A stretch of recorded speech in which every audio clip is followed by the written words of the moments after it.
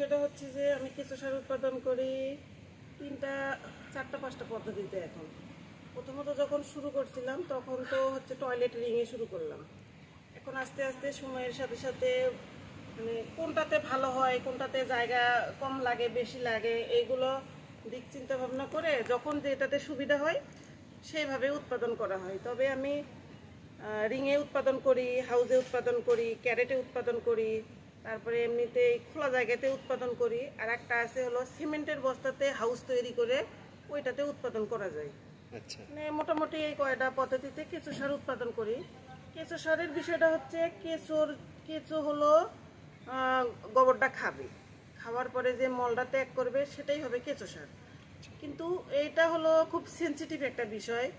আমরা সবাই জানি যে গরুর গোবর হলো কেঁচো সারের কেঁচোর হলো খাবার, কিন্তু এই গোবরটা আমরা কিভাবে ব্যবহার করব এটাই হলো ইম্পর্টেন্ট বিষয়। মূলত আমরা গোবরটা যখন সংগ্রহ করব সবসময় আমাদের খেয়াল রাখতে হবে গোবরে যেন ময়লা আবর্জনা না থাকে এবং ফ্রেশ যেন হয়। আসলে কেঁচো সারে যে গোবরটা ব্যবহার করা হয় এই গোবরের মধ্যে যেন ছাই না থাকে। আচ্ছা, ছাই থাকলে একটু সমস্যা হয়। তো ফ্রেশ গোবরটা আমরা একটা জায়গায় রাখবো, ছায়াযুক্ত জায়গায়, যেখানে বৃষ্টির পানি পড়বে না বা খুব রোদ থাকবে না, এরকম একটা জায়গায় রেখে গোবরটাকে গ্যাস মুক্ত করে নিতে হবে। কিভাবে গ্যাস মুক্ত করতে গ্যাস হয়? মুক্ত করে নিতে হবে বলতে ধরেন একটা গোবর আমি সংগ্রহ করে যদি 6 মাস 1 বছর 2 বছর রাখি, তারপরে ওই গোবরটা গ্যাস মুক্ত হবে না। এক জায়গায় যদি স্তূপ করে রাখা হয়, গোবরটা নিয়ে আসার পরে গোবরের ময়লা আবর্জনা, আসলে গোবর এমন একটা মানে বজ্র, এইটার মধ্যে মানুষ কি নাই যে সেটা ফেলে না, শুধু আমরা সোনা গয়নাটা পাই না, তাছাড়া আচ্ছা, সবকিছুই গোবরের মধ্যে পাওয়া যায়। আচ্ছা, তো এইগুলো পরিষ্কার পরিচ্ছন্ন করার পরে একটা ঠান্ডা জায়গায় রেখে গোবরটা নাড়াচাড়া করে দিতে হয়। আচ্ছা, আপনি যত নাড়াচাড়া করবেন তত মানে গোবরে অ্যামোনিয়া গ্যাসটা থাকে, এই গ্যাসটা বের করে দিতে হয়। গোবর যখন ঠান্ডা হবে তখন কেঁচো সারের জন্য উপযুক্ত হয়। তা কতদিন রাখতে হয় এরকম একটা ঠান্ডা পরিবেশে এবং কয়বার ওটার ভিতর থেকে বিষয়টা গ্যাস হচ্ছে কি, ধরেন যে বের করতে আপনি হয়? যত নাড়াচাড়া করবেন, আপনি যদি মনে করেন যে দিনে 2 বার করবেন তাও করতে পারেন, আপনি যদি মনে করেন দিনে 3 বার করবেন তাও করতে পারেন, আপনি যদি মনে করেন সপ্তাহে 1 দিন করবেন, মাসে 1 দিন করবেন, 6 মাস, সবকিছু নির্ভর করবে আপনার উপরে। তাও কয়দিন রাখতে হয় একটা ছায়াযুক্ত জায়গায়? কতদিন রাখা এটা উচিত? বললামই তো, একই কথা হচ্ছে যে আপনার উপরে নির্ভর করবে আপনি আচ্ছা, কতদিন রাখবেন। গ্যাস মুক্ত করতে যতদিন রাখা যায়। যতদিন রাখা যায়। আপনার গোবরের যে গরুর কাছ থেকে যখন আমরা কাঁচা মানে গরুর গোবরটা পাই, যে কালারটা থাকে সেটা কিন্তু অলরেডি একটা অন্য কালার চলে আসবে। ধরেন এই গোবরটা, জি, এই গোবরটা কিন্তু আপনার গোবরের কালারটা চেঞ্জ হয়েছে না? জি, জি, কালো কালো, একটু কালো কালো। এখানে দেখেন তো কোনো গন্ধ আছে? দেখেন তো না, না, কোনো গন্ধ আছে? নাই। গোবরটা কিন্তু ঠান্ডা। হ্যাঁ, যখন ঠান্ডা। এইরকম ঠান্ডা হয়ে যাবে তখন কিন্তু গোবরটা ব্যবহার করতে পারবে না। ও আচ্ছা, ওর মধ্যে গ্যাস থাকলেই তো ওটা গরম থাকে। যখন আপনার এইভাবে আনবেন তখনই আপনি বুঝবেন যে গ্যাস আছে, গন্ধ আচ্ছা, লাগবে না। গন্ধ লাগবে, বুঝতে যখন পারছি। গন্ধ লাগবে তখন গ্যাস আছে, আর যখন গন্ধ নাই গোবরটা ঠান্ডাই রাখেন, একদম আচ্ছা, ঠান্ডা। তার সর্বনিম্ন কয় দিনের মধ্যে গ্যাস মুক্ত করা যায়? 2-3 দিনের মধ্যেও করা যায়? ভাই বিষয়টা হচ্ছে যে আপনার উপরে নির্ভর করবে। আচ্ছা, আমি ধরেন অনেক সময় দেখা যাচ্ছে যে ডাইরেক্ট নিয়ে এসে এখানে দিলাম, আমাদের সমস্যা হবে না, কিন্তু আপনি নতুন মানুষ, আপনাদের সমস্যা হবে।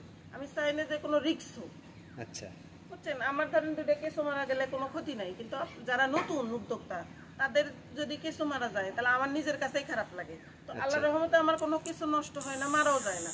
আচ্ছা। তার মানে গ্যাস মুক্ত করার পরে আপনারা গ্যাস মুক্ত করার পরে আপনারা হচ্ছে যে হাউজে দেন, রিংয়ে দেন, বেডে দেন, বা একটা উন্মুক্ত পদ্ধতিতে দেন, যেখানেই দেন গোবরটা নাড়াচাড়া করে ওখানে দিয়ে দিবেন, গোবরের দোলাগুলো ভেঙে দিবেন।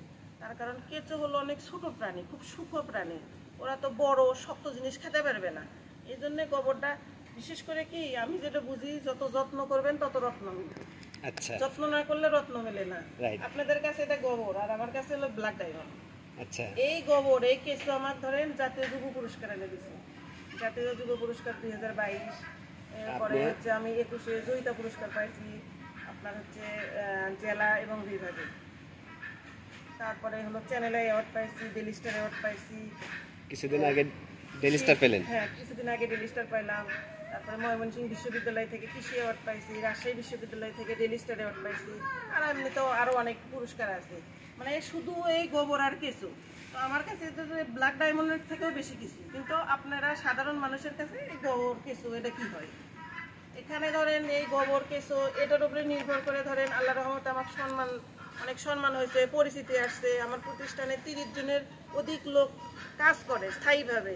এর পাশাপাশি ধরেন অনেক ভ্যানালা আছে, রিক্সাওয়ালা আছে, মানে যারা হলো কুরিয়ারে মাল নিয়ে যাচ্ছে, বিভিন্ন ধরেন কৃষকের কাছে মাল পৌঁছে দিচ্ছে, এরকম লোকও আছে, ট্রান্সপোর্টের লোকও আছে এর সাথে জড়িত, বিভিন্ন জায়গায় মাল পাঠাতে হয়।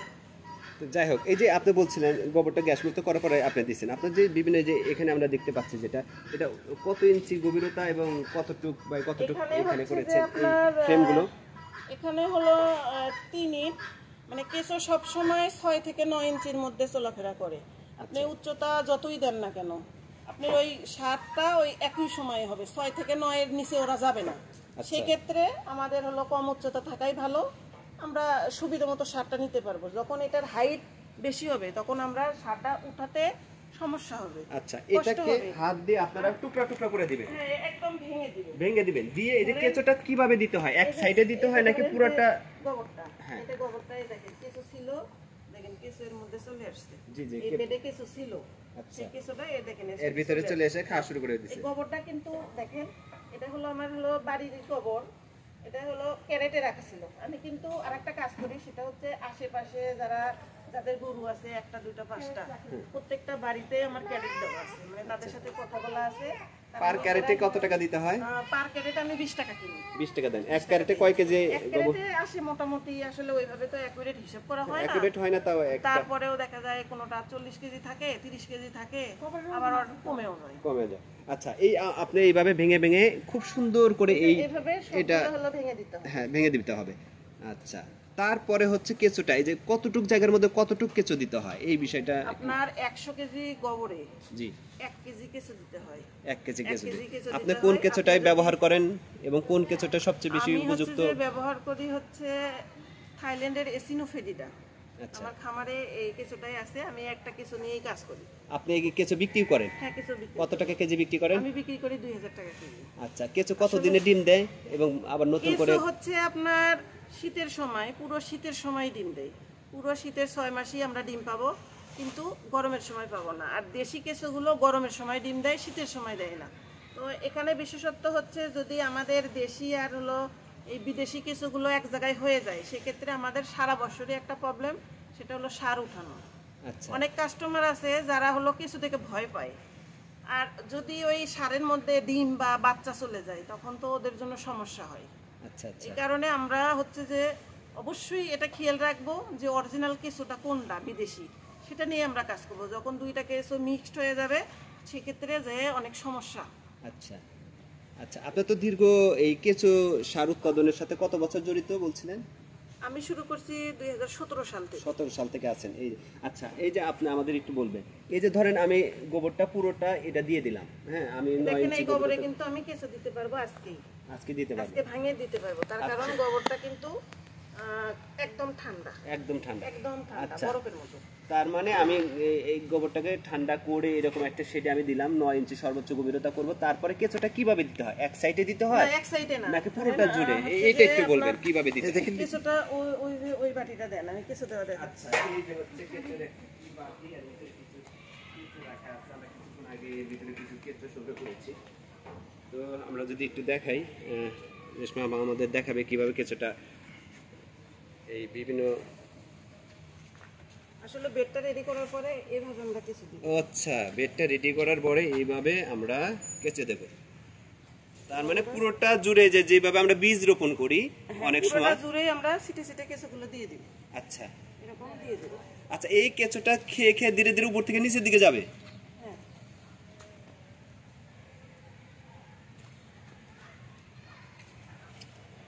মতো কিছু কেঁচো আছে।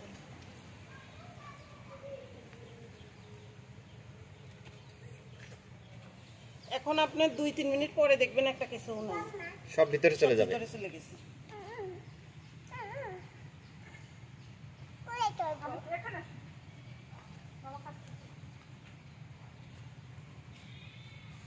আচ্ছা, আপা বলছিলেন যে এইভাবে ছিটে ছিটে পুরাটা জুড়ে আপনি কেঁচো দিলেন, হ্যাঁ, তারপরে এই কেঁচোটা কতদিন খাবে এবং এক পর্যায়ে এই যে এক সাইড থেকে এক খাবে না? মাসের মধ্যেই হয়ে যাবে। আচ্ছা, 1 মাসের মধ্যে আপনি বলছেন 100 কেজি গোবরের মধ্যে 1 কেজি কেঁচো দিয়ে ওটা রেখে দেবো, 1 মাসের মধ্যেও খেয়ে শেষ করে ফেলবে। খেয়ে শেষ করবে। আমরা চাইলে 15 দিন পর থেকে একটু সার কালেকশন করতে পারবো উপর থেকে। উপর থেকে। আচ্ছা, তারপরে খেয়ে খেয়ে ওরা নিচের দিকে যায়। উপরে এরকম খেয়ে খেয়ে ঝরঝরা করে ফেলবে। আচ্ছা, আচ্ছা, এগুলো খেয়ে খেয়ে উপরে একদম ঝরঝরা হয়ে গেছে। এরকমই ছিল। এটা কি অলরেডি সার তৈরি হয়েছে কিনা? সার তৈরি হয়েছে এই যে দেখুন। উপরে খেয়ে খেয়ে এরকম ঝরঝরা একদম, চা হ্যাঁ পাতার মতো। রাইট, চা পাতার মতো একদম। এর ভিতরে কোনো দলা দলা কিছু নেই। এই যে ও আচ্ছা, ডিম, কেঁচো ডিম। আচ্ছা, ঠিক আছে, আমরা বুঝতে পারলাম। তারপর খেয়ে খেয়ে উপরে থেকে নিচের দিকে যাবে, উপর থেকে ধীরে ধীরে আমরা সংগ্রহ যখন করতে আমরা পারবো। উপর থেকে আস্তে আস্তে নেব তখন হলো কিছু নিচে চলে যাবে। নিচে চলে যাবে। আচ্ছা, তারপরে ওগুলা নিয়ে আমরা হচ্ছে ওই কেঁচো এবং সারকে আলাদা করে ফেলবো। আচ্ছা, আপনি এই যে কেঁচো থেকে এই যে সারগুলা কিভাবে আলাদা করেন আমাদের একটু? আর এইগুলো হচ্ছে লম্বা প্রসেসিং। আচ্ছা, ওই যে আমরা দেখতে পাচ্ছি যে ওটা হচ্ছে আপনার হচ্ছে মেশিনের সাহায্যে এটা করে ওটা থাকে। হলো যে সারটা ওইখানে নিটিং করা হয়। সারের মধ্যে যে ময়লা আবর্জনাগুলো থাকে সেটা আলাদা হয়ে যায়, আর যেটা একদম অরিজিনাল সার সেটা নিচে চলে আসে। আচ্ছা, ধরতে গেলে এক ধরনের ছাকনা। আচ্ছা, ছাকরার মতো। আচ্ছা, কাজ করে। এই মুহূর্তে আপনার যে কেঁচো সারটা বিক্রি করেন কোন কোন ওয়েতে বিক্রি করেন? আপনি বলছেন আপনার একটা পেজ আছে, পেজের মাধ্যমে বিক্রি হ্যাঁ, করেন। আমার একটা পেজ আছে রেশমা কৃষি উদ্যোগ, পেজের মাধ্যমে বিক্রি করি। এর পাশাপাশি বিভিন্ন কৃষক পর্যায়ে লোকজন আসে, যারা হলো কৃষি কাজ করে, আলু সবজি মানে সব ধরনের লোক আসে, ছাদ বাগানি আসে, তারপরে বিভিন্ন কোম্পানিতে দিয়ে থাকি। আচ্ছা, কত করে বিক্রি করেন? আপনার প্রোডাকশন কত আসে আর সেল প্রাইস কত আসে আপনি একটু বলবেন? ভাই সবকিছু তো ওইভাবে বলা যাবে না, না, বলা যাবে না, কিন্তু তবে আমি 12 টাকা বিক্রি করি। 12 কিছু টাকা। সার, হ্যাঁ, 12 টাকা। কেজি? কেজি 12 টাকা কেজি, 12,000 টাকা টন। একদম অরিজিনাল কিছু সার, এখানে কোনো মানে যে 2 নম্বরের কোনো ইয়ে নেই। মানে অনেকেই আছে কিছু সার বলবে, অন্যরা দিয়ে দিবে। আচ্ছা, কেঁচো সারের এই যে আমরা দেখেছি যে আপনার তো নিজস্ব ব্র্যান্ড তৈরি করেছেন যে রেশমা নামে। রেশমা কৃষি উদ্যোগ হলো আমার প্রতিষ্ঠানের নাম, আর রেশমা ভার্মি কম্পোস্ট হলো আমার এই কিছু সারের নাম।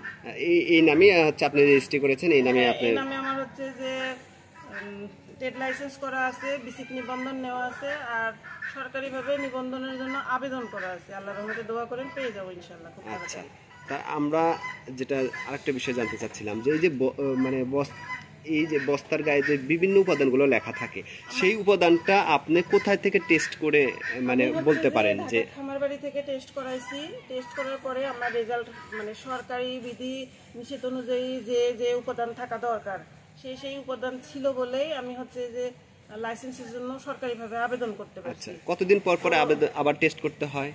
মানে এটা হচ্ছে যে এখন হচ্ছে যে টেস্ট করছি, একবার করে আবেদন দিছি, দেওয়ার পরে ওনারা হচ্ছে 2টা মিটিং সম্ভবত পার হয়ে গেছে টিকছি।